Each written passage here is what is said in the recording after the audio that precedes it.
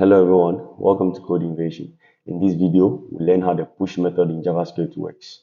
The push method in JavaScript is an array method that inserts an element to the end of an array and returns the length of the newly modified array. Let's see what we mean with an example in code. Suppose we have an array of names like we do on our screen.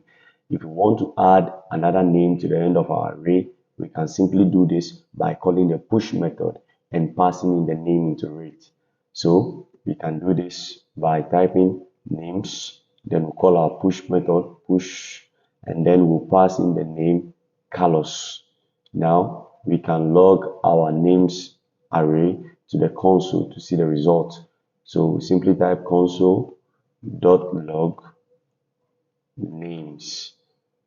Now, in order to see this, we can run our file with node in the terminal. So we simply type in the command node and then the file name, in this case index.js. Hit enter and then we can see Carlos has been added to our array.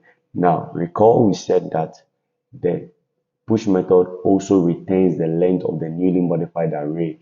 We can simply store this new length in a variable. So we'll put const array length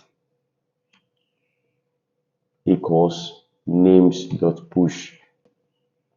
Now we can simply log our array length to the console by typing console.log array length. We'll rerun our file with node again in the terminal and node index.js, and then boom, we have it there. The number 5 has been logged to the console. This is because the length of our newly modified array is 5. We can simply cross-check this by counting. We have 1, 2, 3, 4, and 5. 5 elements in our array. So there you have it, guys. The push method in JavaScript. If you like this video, hit the like button, subscribe to the channel, and I'll see you in the next one. Thank you.